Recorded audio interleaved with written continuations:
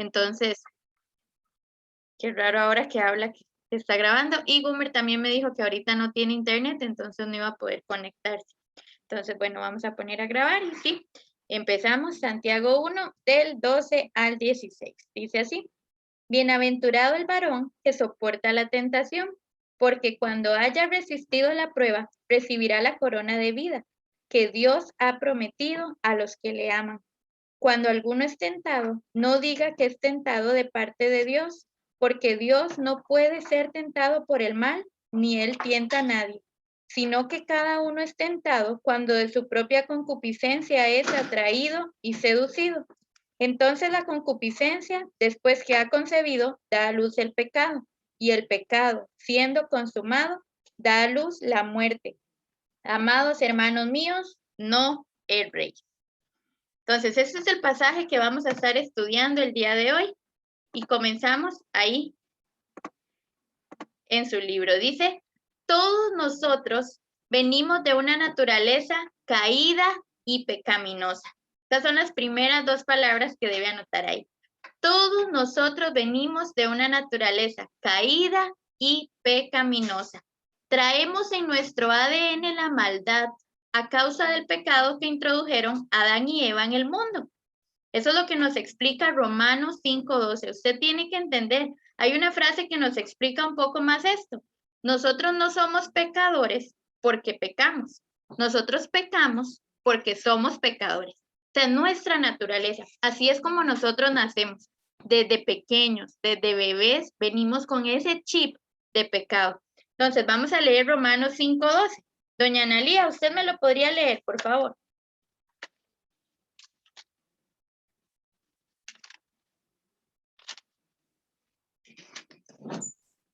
Sí, ya casi, lo estoy buscando.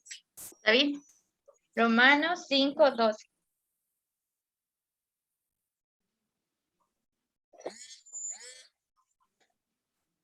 Romanos 5:12.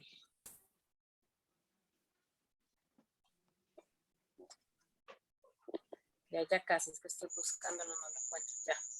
Dice, por tanto, como el pecado entró en el mundo por un hombre y por el pecado la muerte, así la muerte pasó a todos los hombres por cuanto todos pecaron. Muchas gracias. Entonces, ahí lo vemos claramente. Adán y Eva pecaron y después de ahí todos nacemos con ese pecado en nosotros, en nuestras vidas. Entonces, tenemos una naturaleza caída y pecaminosa. Por esa razón, debimos arrepentirnos, ya que estábamos totalmente perdidos.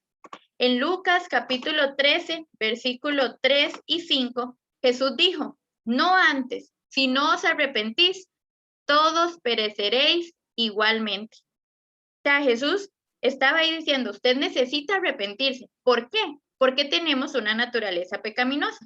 Entonces, debimos arrepentirnos para poder llegar a ser hijos de Dios. Sin embargo, viendo nuestra desolación, Cristo nos amó y se entregó en el Calvario para vida eterna nuestra. Romanos 5:8 dice, porque de tal manera amó Dios al mundo que ha dado a su Hijo unigénito, ¿verdad? Entonces, es importante que nosotros siempre recordemos eso. Cristo nos amó y se entregó para darnos vida, pero no era algo que nosotros merecíamos. Ahora, nosotros, al ver el gran amor de Dios, caímos arrepentidos, rogando en oración su misericordia, pedimos clemencia y perdón, y Él nos lo dio. Gracias a ellos somos sus hijos y tenemos un lugar en el cielo. Vamos a leer ahora, vamos a ver quién sigue por ahí. Don Alejandro, si me ayuda con Efesios 2:1. Efesios capítulo 2, versículo 1.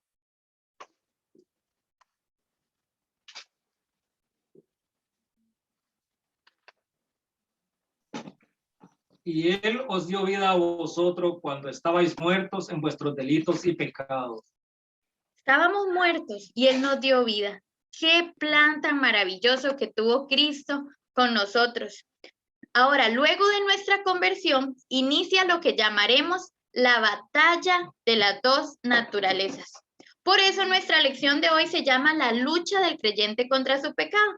Porque desde el momento en el que usted y yo fuimos salvos, comienza la batalla de las dos naturalezas. Por un lado está nuestra vieja naturaleza, egoísta, llena de vicios, que adquirimos en nuestro pasado sin Dios.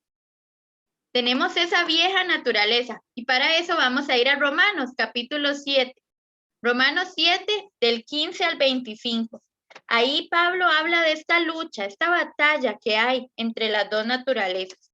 Romanos 7 del 15 al 25.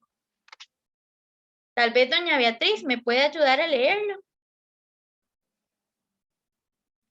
Es un poco enredadillo, pero ahí vamos lento para entender qué es lo que Pablo está hablando de esta batalla. ¿Está bien? 15 al 25. Se dice así.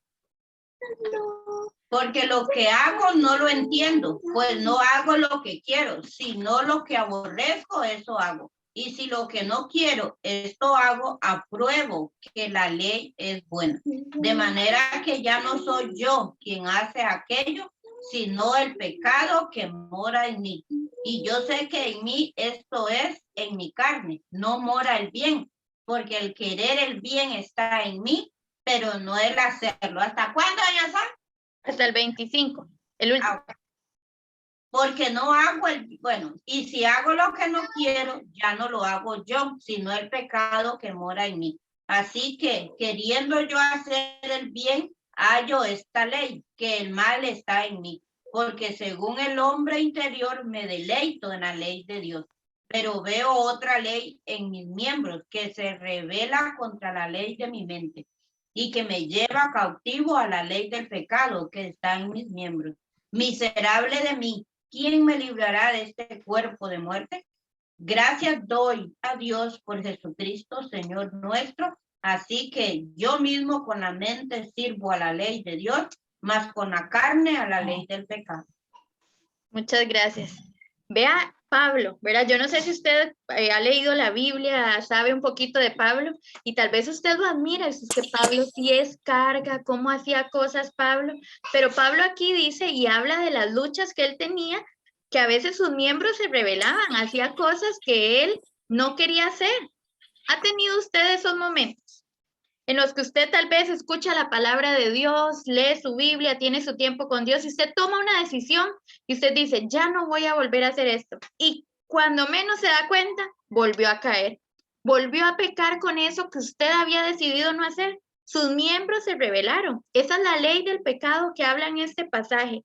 Esa es la vieja naturaleza que está siempre tratando de huir de lo que Dios quiere que hagamos. Si no tenemos cuidado, la vieja naturaleza nos puede hundir y nos puede quitar absolutamente todo lo que Dios ha hecho en nuestra vida.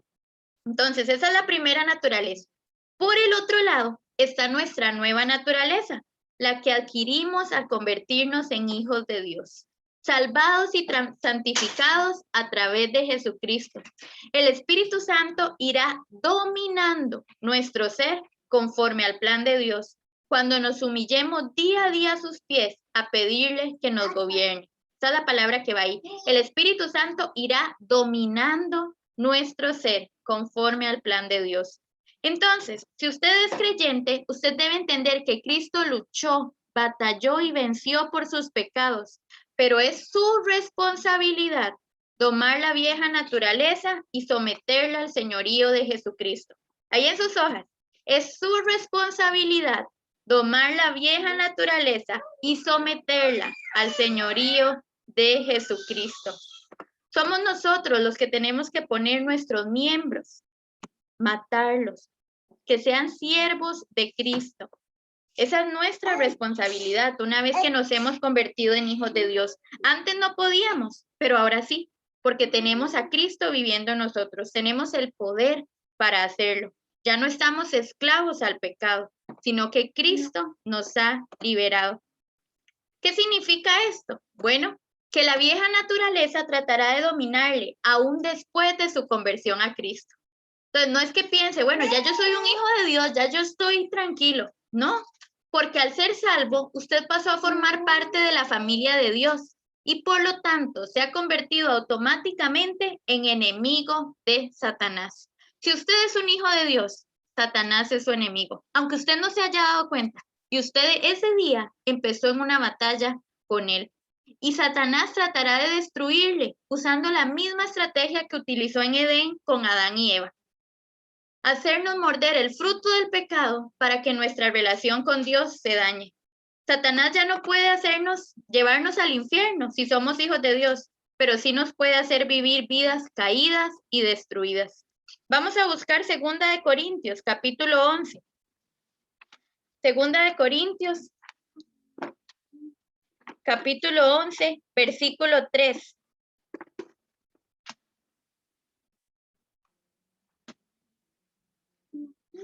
Samuel, ¿me ayuda con ese, por favor?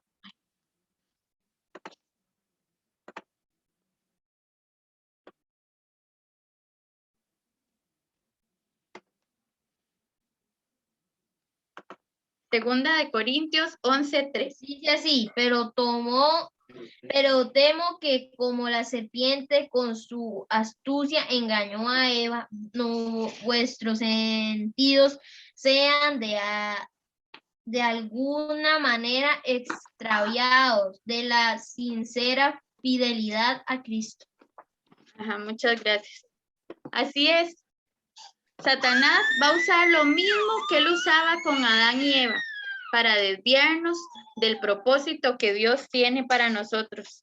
Ahí mismo en Corintios, Pablo les dijo, nosotros no ignoramos las maquinaciones de Satanás.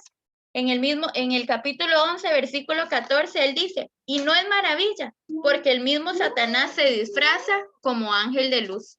Satanás no va a venir haciéndonos pensar que las cosas que vamos a hacer son malas, que el pecado no es atractivo, no. Él se disfraza como ángel de luz.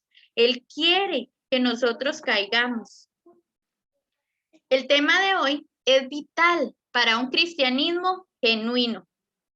Ahí en sus hojas, la palabra que sigue, el tema de hoy es vital para un cristianismo genuino, porque si hay algo con lo que todos los cristianos luchamos día a día, es con nuestra carnalidad y mundanalidad. Todos los días y todos los cristianos, no piense usted, no, es que como es el pastor, es que como era Pablo. No, todos los cristianos luchamos día y día con nuestra carnalidad y mundanalidad. Lo acabamos de leer en Romanos. Pablo tenía esas mismas luchas. La manera en cómo lidiamos con ello día a día es la evidencia número 1 que nos indicará si realmente hemos sido salvos o no. ¿Se acuerdan que nuestro estudio de Santiago se llama Evidencias de una salvación tan grande? Bueno, la evidencia número 1 es cómo usted lucha con el pecado cada día. Eso le va a demostrar si usted ha sido salvo o no. ¿Por qué? Porque eso es una evidencia de una verdadera conversión. Ya que un creyente entiende a partir del día en que fue salvo, empezó una batalla por el control de la mente, el control del corazón, y que va a llevarnos a nosotros a obedecer a Dios o a desilusionarle. Un verdadero creyente nunca se queda igual. No podemos, porque ¿qué significa arrepentimiento? ¿Alguno se acuerda qué significa arrepentimiento?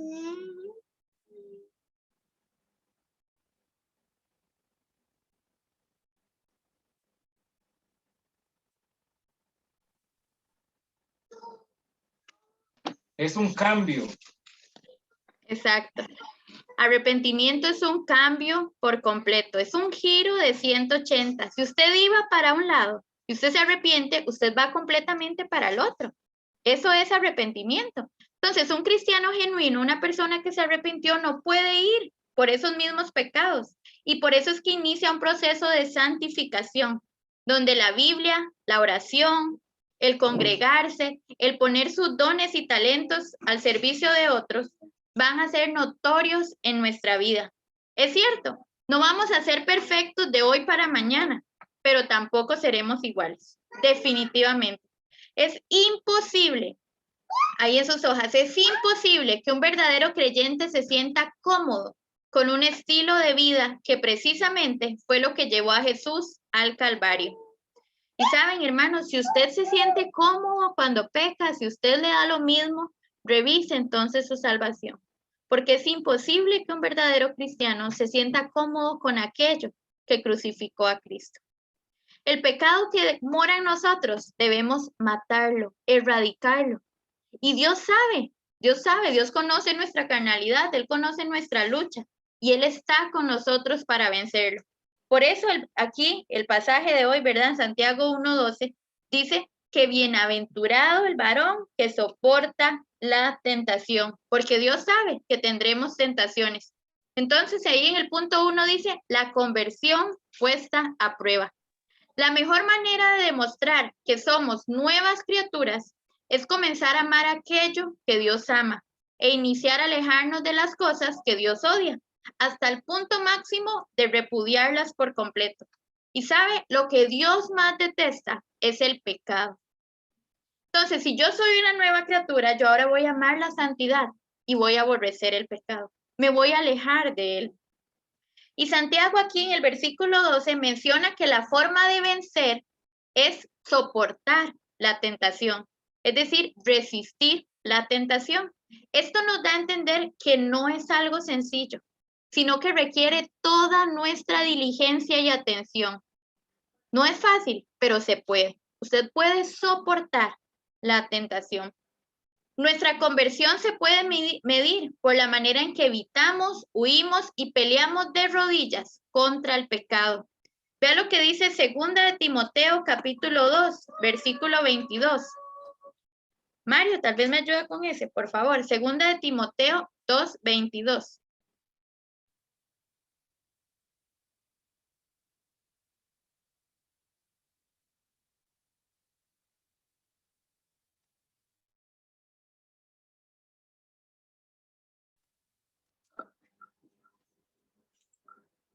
Vamos a ver si me oigo. Dice 2 de Timoteo 2:22, huye también de las pasiones juveniles y sigue la justicia, la fe, el amor y la paz con los que de corazón limpio invocan al Señor. ¿Sabe? Entonces un consejo es huya. Si tiene la posibilidad, mejor huya del pecado. No se quede a tratar de pelear o batallar con él. Simplemente huya. Salga corriendo. No olvidemos, ahí en el punto 1.3, no olvidemos que Santiago le está escribiendo a personas bajo una persecución. ¿Se acuerdan? Santiago, ¿verdad? En el versículo 1 dice que está escribiendo a los cristianos que están en la dispersión debido a la persecución que estaba haciendo Pablo y otros. Y entonces ellos estaban huyendo, estaban siendo perseguidos. Esto quiere decir que ni siquiera los momentos difíciles son razones justificables para pecar.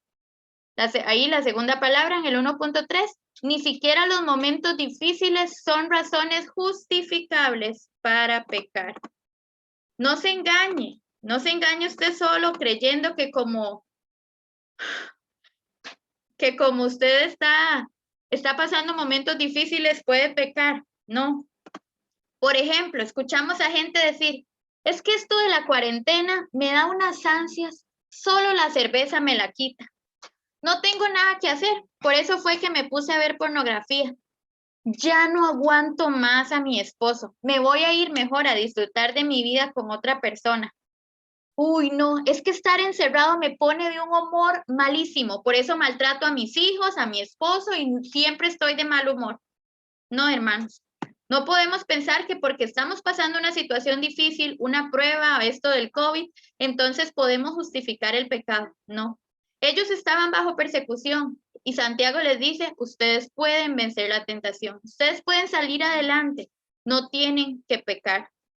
1.4. Un creyente sabe que todas esas áreas son posibles de someter bajo la poderosa mano de Dios a través de la oración. ¿Recuerdan? Lo vimos en las lecciones anteriores. No importa qué prueba tengamos. Si estamos en oración con Dios, le pedimos sabiduría, Él nos ayudará a sobrellevarla. 1.5. Santiago dice, bienaventurado el varón que soporta la tentación. Esto significa, bienaventurado significa que será dichoso 3 veces por vencer el pecado. Y las 3 bendiciones que podemos pensar son estas. Primero, al no pecar, recibirá la bendición de Dios. Y en Proverbios 10:22 nos dice lo siguiente.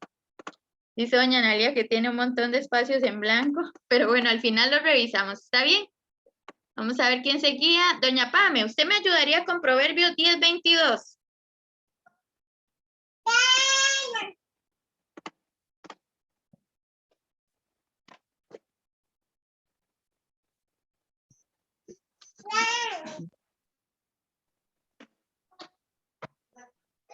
Voy, Proverbios 10:22. Dice, la bendición de Jehová es la que enriquece y no añade tristeza con ella. Muchas gracias. Entonces, si usted va a ser bienaventurado, usted va a tener la bendición de Dios, que no añade tristeza con ella. Segundo, no va a sufrir castigo por el pecado, no será dañado, no va a perder lo que más ama. En Salmo 39:11 dice, con castigos por el pecado, corriges al hombre y deshaces como polilla lo más estimado de él.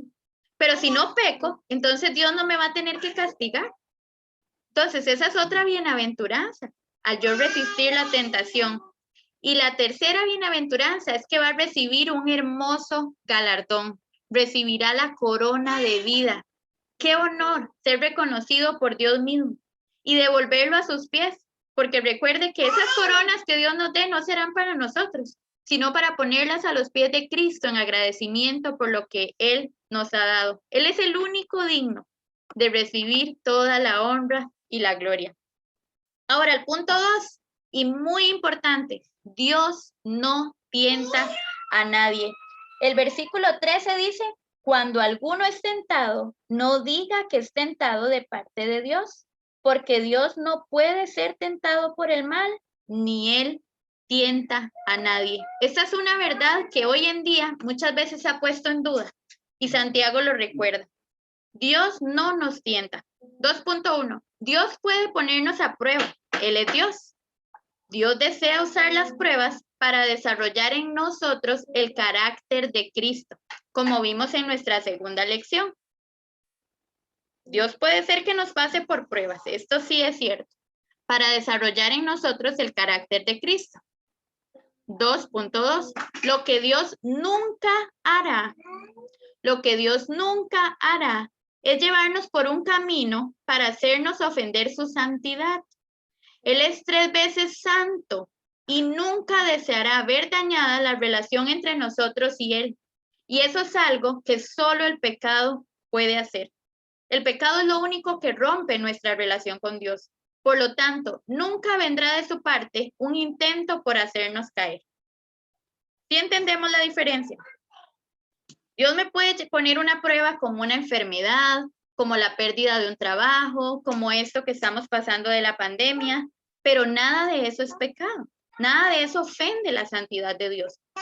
Cuando nosotros seamos tentados para pecar, nunca vendrá de parte de Dios, porque Él es santo. Él no puede ser tentado por el mal, ni Él tienta a nadie. 2.3. Es por esa razón que no podemos culpar a Dios de nuestra mala conducta o lujuria. No podemos culparlo a Dios. Dios nos ha dejado a su Espíritu Santo, más bien, para vencer la mentalidad humanista, los deseos carnales y nuestra propia mundanalidad. Hay personas que llegan incluso a decir, Dios me está mostrando que yo tengo que dejar mi matrimonio, ir a verme con otra persona porque ella sí me entiende bien. Dios quiere mi felicidad y por eso yo puedo dejar mi matrimonio e irme con otro. Eso es mentira.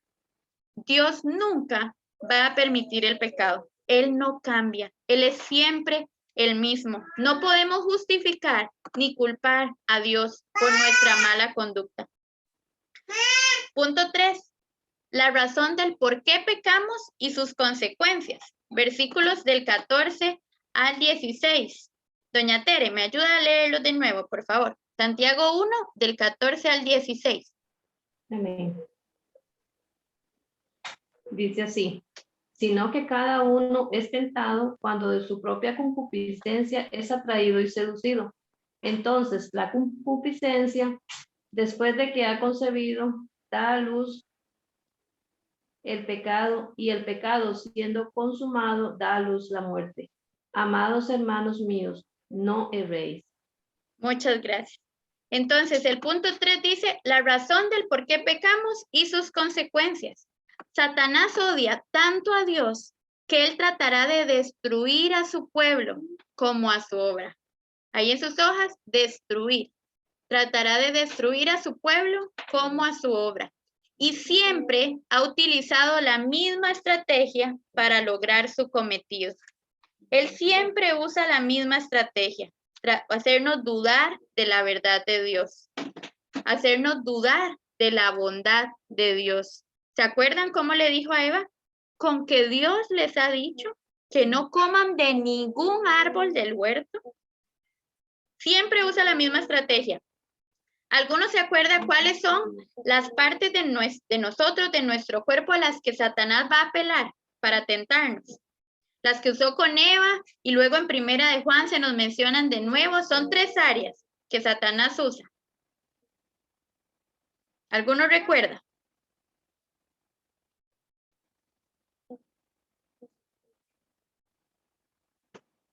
No. Bueno, doña Analía iba a decirnos. Dígame, a ver, diga. La vista, digo yo uno. Ajá. Los deseos de los ojos, ¿se acuerdan? Ahora sí. Eva vio. Esa, los deseos de los ojos. Sí, los deseos de la carne y la vanagloria de la vida.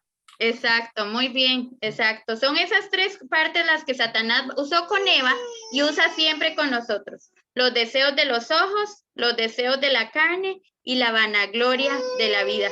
Nosotros no podemos ignorar sus maquinaciones. Ya lo conocemos, ya sabemos la forma en que va a actuar. Entonces, él quiere destruirnos porque somos el pueblo de Dios y estamos haciendo su obra. Entonces, dice el 3.2.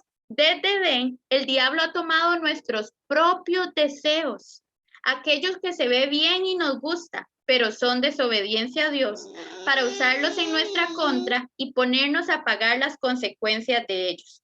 Usted no piense que Satanás sí es bueno, Satanás quiere lo mejor para mí. No, Satanás lo que quiere es que usted tenga que pagar la consecuencia por el pecado. Él le va a cobrar mucho más caro de lo que usted está dispuesto a pagar. Usted piensa que es por un momentito, pero luego se va a dar cuenta de que Satanás le va a cobrar muy caro. El 3.3 dice, nosotros experimentamos tentaciones a causa de las fortalezas que Satanás levantó en nuestras vidas para que Jesús no entrara. Hay fortalezas que se levantan en nuestra mente, en nuestra vida, en contra de Jesús. Esos pecados que nos fascinaban siendo impíos, una vez redimidos, se convierten en nuestros principales enemigos.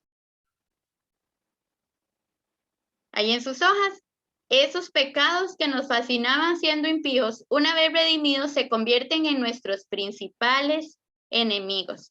Entonces, usted sabe que usted es débil o que algo que le costaba era el licor. Bueno, entonces ese va a ser su principal enemigo. Usted tiene que cuidarse más de eso. Si usted sabe que su debilidad es con el dinero, entonces usted va a tener que cuidarse de eso. Si usted dice, no, es que son las mujeres, bueno, tiene que cuidarse de eso. Pero Satanás conoce nuestras debilidades. Por lo tanto, si queremos crecer en la gracia de Dios, son precisamente esas cosas que amábamos lo primero que debemos destruir en nuestras vidas. Porque si no lo hacemos, va a ser nuestra ocasión de caer. Yo no sé si usted ha tenido la oportunidad de leer los libros de Reyes y Crónicas, pero ahí vemos cómo el pueblo de Dios pecaba de una manera muy repetitiva, porque ellos no se deshacían de los baales, de las imágenes, de los altares que levantaban en los lugares altos, hasta que llegaba un buen rey y se deshacía de todo, o decía, este rey quiso agradar a Dios con todo, pero no quitó los lugares altos. Siempre dejaban ahí algo. No, mi hermano, si usted sabe algo que le afecta en su vida, destrúyalo por completo. Yo me acuerdo varias veces en la sociedad de jóvenes, cuando yo apenas llegué a la iglesia, ¿verdad? Que era una joven, hicimos una hoguera, una fogata, y entonces cada uno llevaba ahí cosas que debía destruir, que afectaban su relación con Dios. Algunos llevaban discos de música, ¿verdad? En aquel tiempo se usaba más. Otros tal vez llevaban ropa. Otros tal vez llevaban algún collar, algún piercing que se habían puesto, ¿verdad? Y entonces lo destruían. Lo voy a dejar por completo, porque yo quiero agradar a Dios. Tenemos que hacer eso. Hay que tomar decisiones radicales contra el pecado, porque Satanás no está jugando. Él quiere destruirnos y hacernos caer. Ahora, el 3.4. Recuerde algo. No es pecado sentir debilidad ni ser tentados.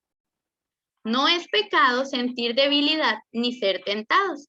Si usted es creyente y siente en algún momento el deseo de hacer algo que hacía en su vida vieja, usted está en la batalla, está en esa lucha, todavía no ha pecado. Lo que sí es pecado es ceder ante la tentación. Usted puede tener un deseo y eso no es pecado, pero si ya usted lo cede a eso, usted dice, no, yo voy a hacer lo que quiero, ahí ya usted sí está pecando. Cede ante la tentación. 3.5 dice, no erremos en nuestro pensamiento, ¿verdad? El último versículo decía eso. Amados hermanos míos, no erréis.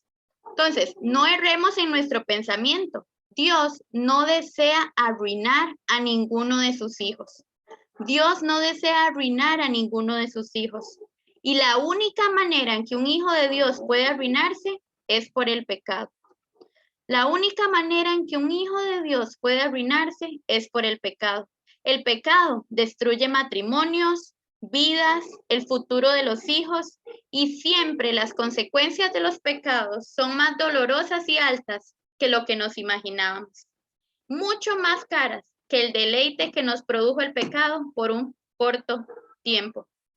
3.6 dice, siempre, siempre algo morirá en nuestra vida y nos dañará.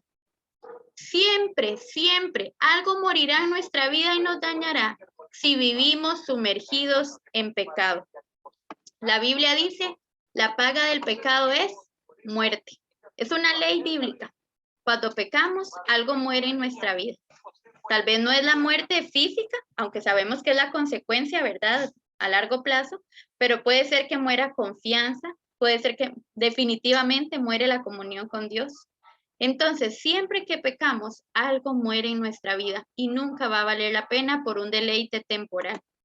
En conclusión, algunas afirmaciones que pueden darle claridad a nuestra mente.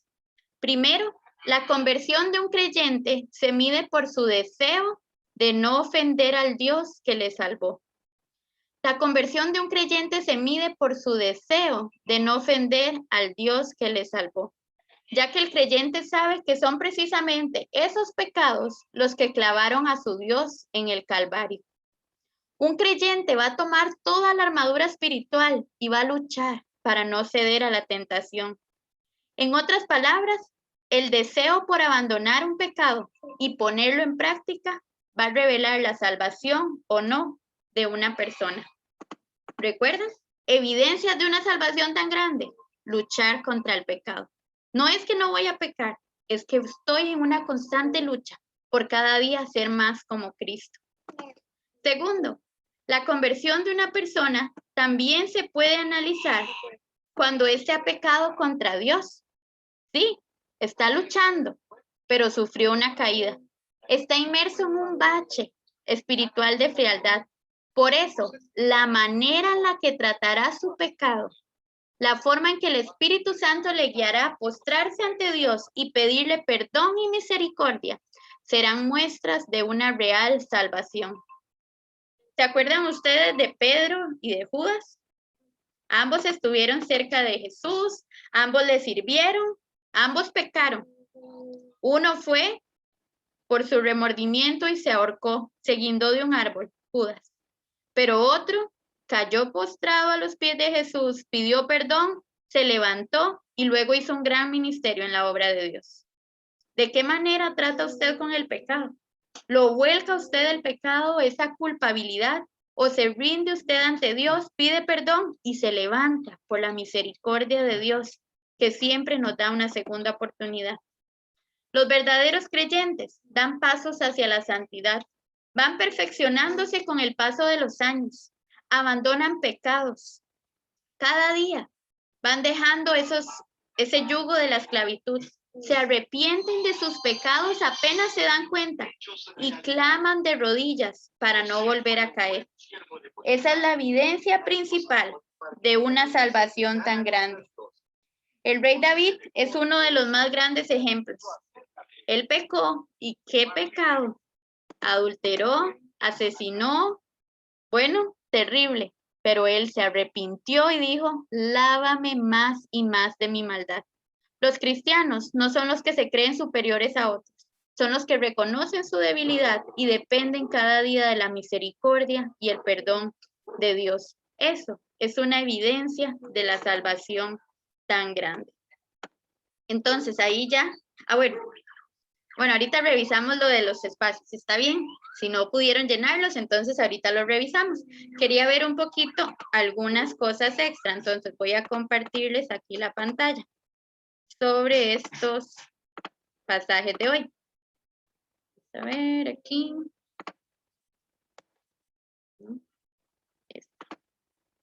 Ok. Son las evidencias de una salvación tan grande, ¿verdad? Entonces, en esto que vimos hoy, nos habló de la corona de la vida, ¿verdad? En el versículo 12. La corona de la vida se le va a dar a las personas que resisten la tentación, pero según Apocalipsis 2:10, también se le da a otras personas. Doña Trey, ¿usted me podría ayudar buscando este versículo? Apocalipsis capítulo 2, versículo 10, y leyendo.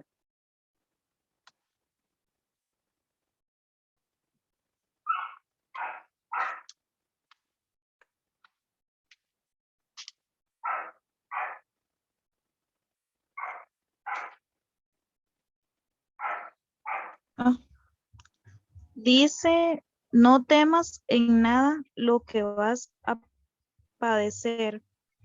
He aquí, el diablo echará a algunos de vosotros en la cárcel, para que seáis probados, y tendréis tribulación por 10 días. Sé fiel hasta la muerte, y yo te daré la corona de la vida. Ajá, muchas gracias. Veamos que aquí también se habla de esta misma corona, la corona de la vida, a los que resisten la tentación y a los que son mártires. Porque vea que aquí le está hablando a personas que van a tener que dar su vida por la causa de Cristo. ¿Por qué razón ustedes creen que se le da la misma corona a estos dos tipos de personas?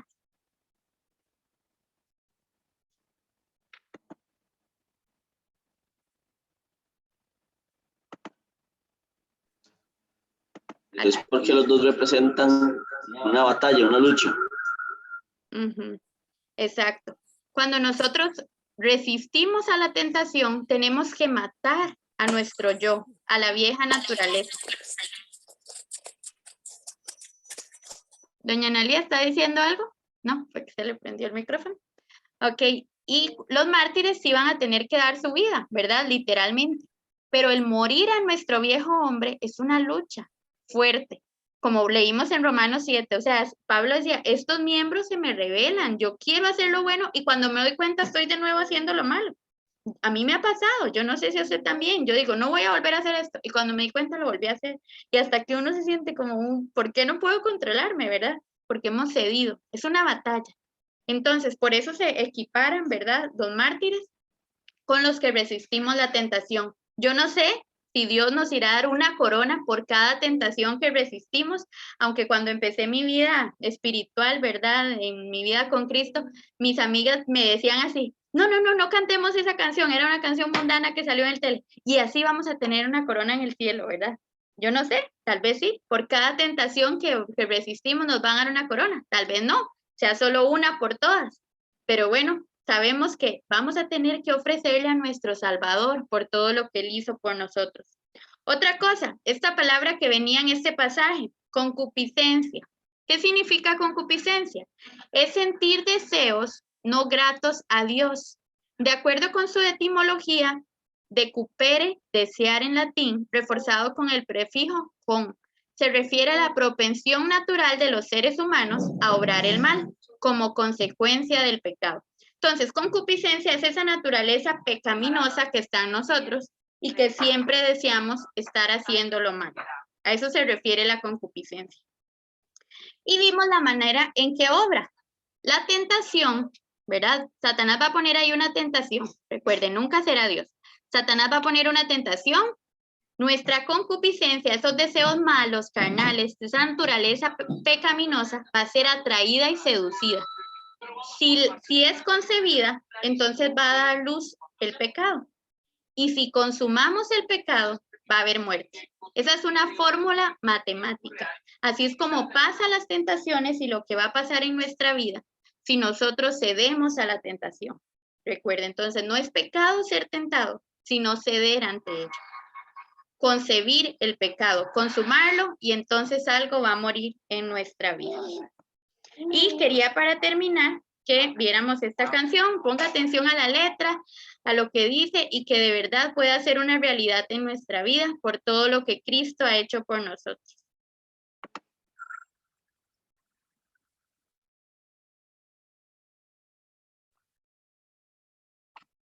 Ok, fue que no compartí el sonido.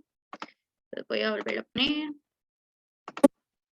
Forma de Dios, vive toda la creación, de siervo servicio,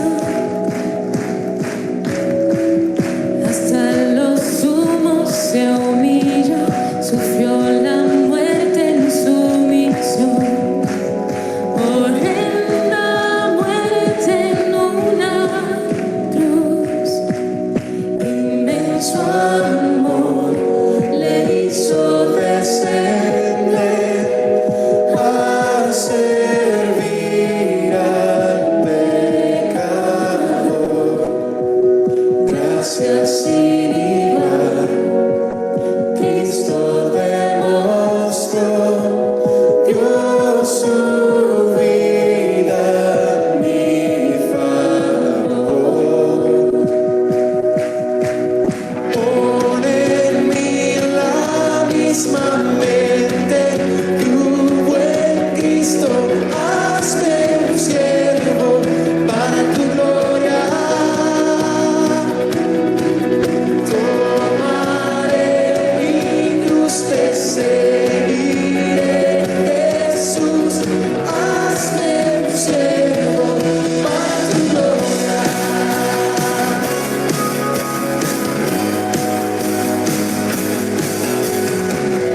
Soberano e inmortal, coronado en majestad, lavando mis pies, inocente de maldad, mas cargó mi iniquidad, tomando así mi lugar. Herido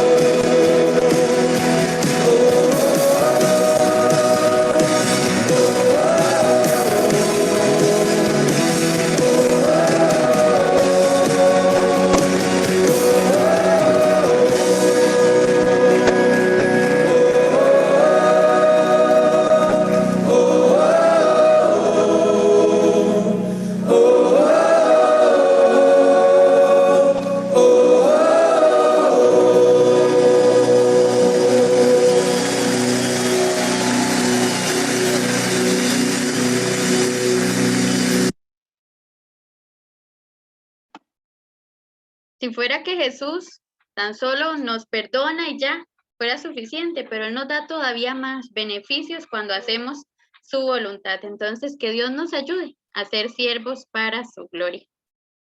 Entonces, esta sería la lección de hoy. La otra semana terminaríamos con el capítulo 1, el 31 de mayo. Entonces, ahí los espero. Si alguien necesita